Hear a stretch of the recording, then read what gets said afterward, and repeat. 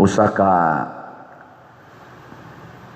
dako nga question mark tingali ang atong mahuna-huna ngano nga si Judas nakahimo pagbudhi ni Jesus nga sige man unta silag kuyog nya nibiya man sad si Judas sa iyang pamilya, gisunod man niya ang requirements nga moingon biyai ang tanan og sunod nako.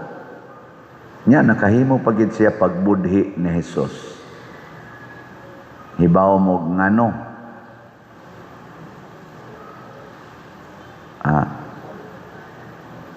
Nibiya man sad siya, ni kuyog siyang ni Jesus, gani faithful kay siya, gitagaan sa to siya gahom, nakapapahawa po siya mga yawa, nakaayo sa siya mga masakiton. Pero at the end, nakabudhi siya ni Jesus. Nakaako gid ba? Nikaon sa siya tipo ni Jesus. Murabag makaingon ta, ano ba kano nga? The best naman ta kay itong ilang relasyon, nganong nakabudhi pamanggid si Judas? Unsay rason?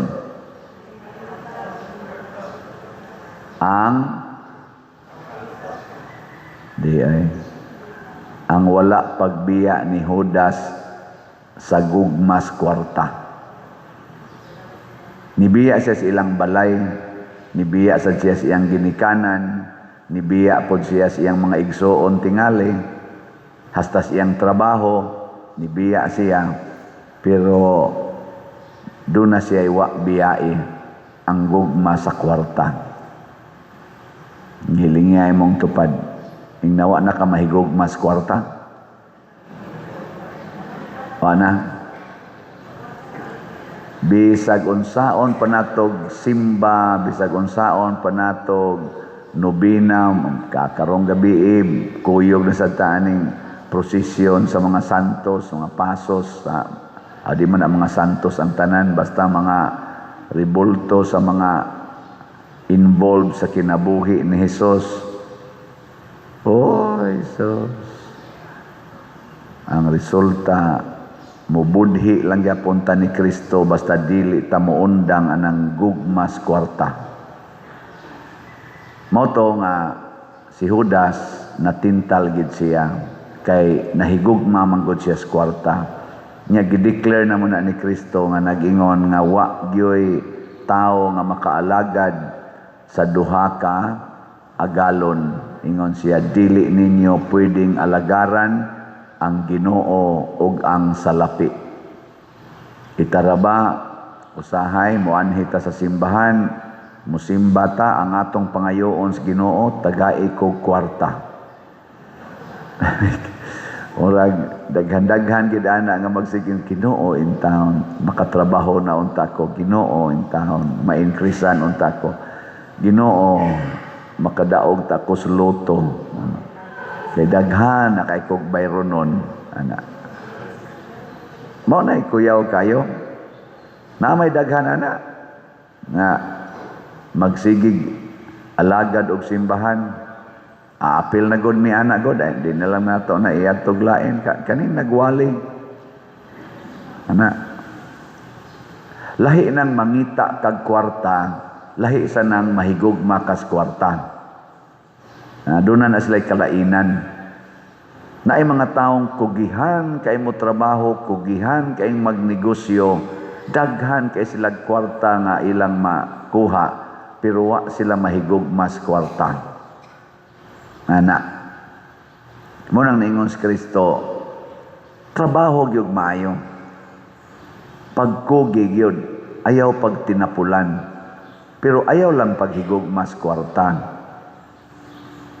Diri sa atong unang pagbasa, gisgutan diri kinsa ning manluluwas. Matud pa diri, gitudluan ako sa Ginoong Dios sa angay kong isulti aron mahibalo akong mudasig ni adtong gikapuyan. Kinsa man ning gikapuyan? Kanang mga tao nga nagsigig pangitag kwarta, unya nahigugmas kwarta, mo na sila'y gikapuyan. Kanang tao nga nagsigig kugi pagpangitag kwarta o trabaho pero wa mahigugmas kwarta, mao na sila'y makadasig sa gikapuyan. Ano bang dili bitaw kay kaatat sa kwarta? Makadasig yun ka kay katong tao nga kanang nangitag kwarta unya nahigugmas kwarta, mailhan man na nimo unsa may mahitabo ana nila. Daw dili manghatag, mao na kapuyon gina sila kay magsige man nagprotektar sa ilang kwarta. Sige gina sila panalipod sa ilang kwarta, mag-ihap na sila kada gabi, lagi nang balik-balik og ihap. Ana check upon gina nila kanunay. Ana nya ang katong mga utang ilista gito nila maayo, ang lista nya naam sa tuy gamayng interest kwentahon sa na nila, napagi mga pizza kanus ana nila kolektahon ana. Nya ang katong dili nila makolekta, pilay charge nila ato, kapoy kay na sila. Kapuyon na sila ana. Pero kaning mga tao nangitag kwarta unya wa mahigugmas kwarta, sige ra naghatag way kwenta-kwenta. O di relax kayo. Lingi ana sa imong tupad na sige kag kwenta. Sige kwenta. Naasa daghan kay nagtrabaho, siging kwenta sa ilang sweldo, kwenta sa ilang overtime, kwenta sa ilang bonus nga dawatonon, expect anang mga increase. Kwarta lang yapon, mo nang kapuyo na sila, kusmo na sila naong usahay. Mo report na, labi nagdili ihatag ang ilang sweldo nga gi-expect, magkusmo ang naong na, luos lang nagpanglibak sa ilang amo. Ana, nga ang ilang amo kay ang pare man, siging libaks pare.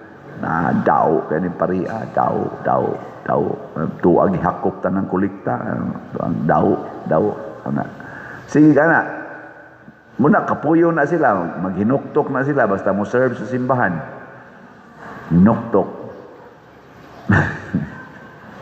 Panid iyo nya ning ato mga staff din kailaman mo ana nila panid ayaw lang sa kaeksikiti kanang paantawi lang ba maghinuktok gani na kana gibugatan na gikapuyan wa na sila madasig kay ang pari nga na assign dinhi zaman way ikahatag ngano man kay ang parisyoner wa magsigig hogs kolekta ang salig ra man tas kolekta ninyo god wa man ta magkuana na salig ra man tas kolekta. Nya og di na mo muhog kolekta unsa may ihatag na to ana niyang 40 lani kabuk atong tao dinhi 46 kabuk so daghana nya mukaon na dagko ra ba sa nagkaon sa kaon pa lang daan. Oy nadi koy announcement ninyo ni decision made wa na mi snacks karon kay mag save ta ba kanang mag-economize kay lisod kayong panahon mo nang decision may wala na snacks. Nya wala na sad mi i-provide nga unsa to wala na kadtong mga coffee nga 3 in 1 ana wala na kadtong mga gatas mga Milo wala na amo na nang gitangtang nya katulo na lang gyud mo kaon nya limited sad ang kaon tanawa di ba sunod mga buwan managluspad na ning naong aning atong kuan kaning atong mga staff dinhi. Pero ilhan na nimo bisag magluspad pero madasigon aka na wa na mahigugmas kwarta. Sunod ani namo moingon nami katunga na lang ha sa inyong allowance mo atong ihatag kay wa man ang nanghogs kolekta katunga naman lang sa kolekta nato. Sa usual. So agad-agad lang kita anis ka manggihatagon. O kamo san mga parishioners, o wa san mo mahigugmas kwarta, murag wa gyud may problema kay ana kay muhog manggid mo kolekta nga kinadak-an ninyong hulog, no? Mingaw dayon basta kana na. Asa pamusanong. Basta ka na nahisgutan. Nguna, mga igsoon, kanus ata makadasig, kundi na ta mahigugmas kwarta, mahigugma na tas pag-alagad sa atong isig katao. Si Kristo, nakadasig yun siya kay ang iyang gihigugma, ang iyang isig katao. Bisan pa mismo si Judas, nga nahibaw-an na ni Jesus nga magbudhi niya pinaagi og dawat og suborno nga kwarta, iya lang yapong gihigugma. Pakaon lang yapon niya, gipatuslob pagid niya sa panaksan nga iyang gikanan. Kana bitang magsaw mo panaksan, kasuway na mo ana ka mo mangaon mo, dungan mo tuslob dito, ana, share mo anang sabaw, labing kay mo tan-awon. Naay magtiayon na akong nailhan, di lang ko musultis ngan, sukad ko no pagkasal nila, usara ginailang plato. Kinsa ninyo anay gabuhat ana dinhi taas ang kamot. Oh, iyahay kaon mo. O nang di gyud kakaon ang usa kun dili mo abot tong usa kay usar may ilang plato. Bisan pa kunog mag-away sila kay mag-away man ganang magtiayon, way tingganay usahay kuno moabot pa gani tagsa ka semana wa sila tingganay pero sao lang yapong plato.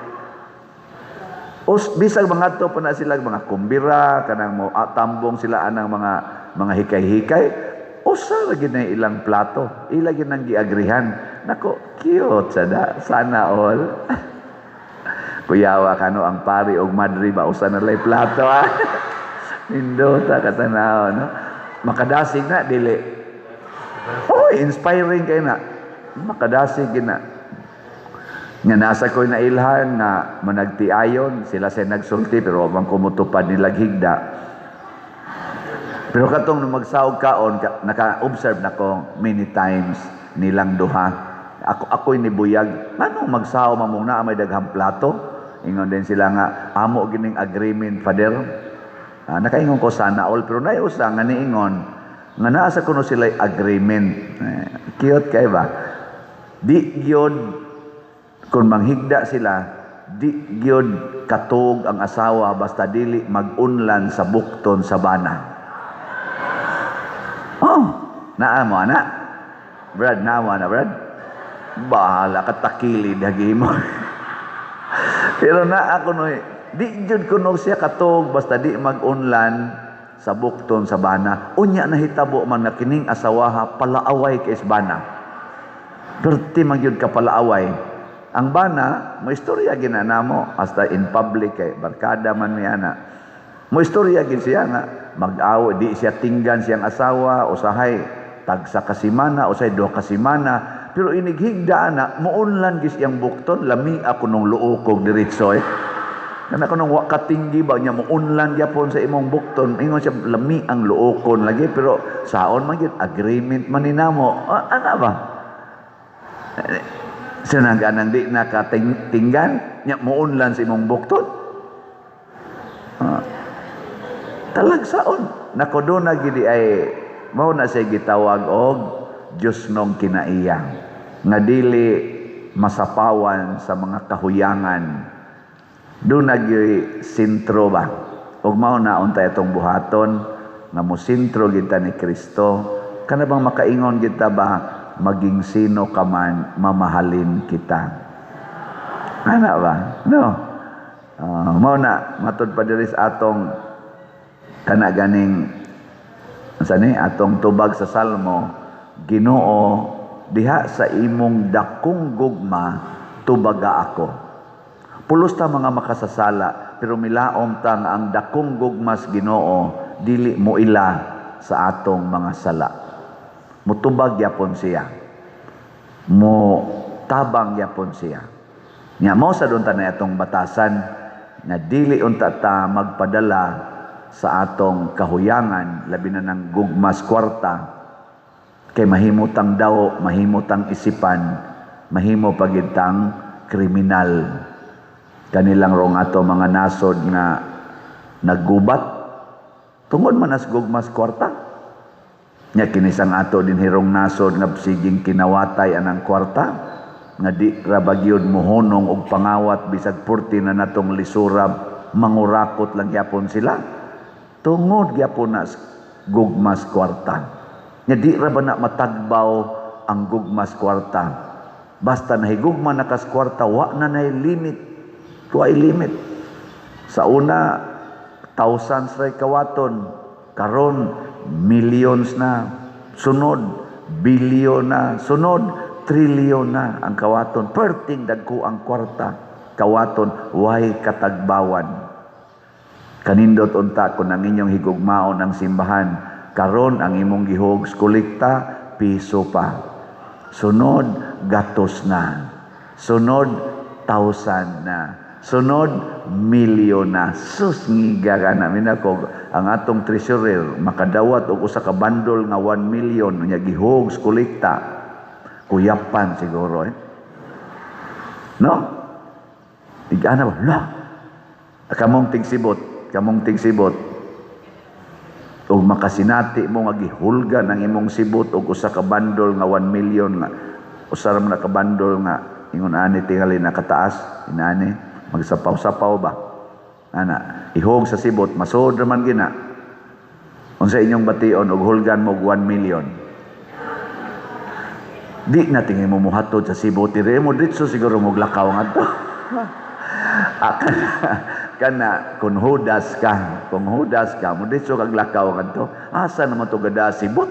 Sunang ka 1 million. Lakaw tinggal ngadto Kung hudas ka. Pero dili ka hudas, wa ra na nimo. Relax ra ka. I-remit ra gina nimo dire. Adto na sa treasurer ang problema. Yun sa ilang bation. Pero luwasan sila maatot sa kwarta, ihatag lagi na nila spari. Ari na sa spari ang problema. Pero wag yun maatas ang pari, ihatag lagi nagbalik sa katawhan. Ana, no? Nya, sa inyong paminaw, mao ka na ibuhatos pare. Wa mo musulti, gaduda, gede mo nako de. Ay, sos kanang ato istorya kinsa go sa tay mo hog ana galisod mangganig 20 pesos lata pa mangganing iso kana na bang 1 million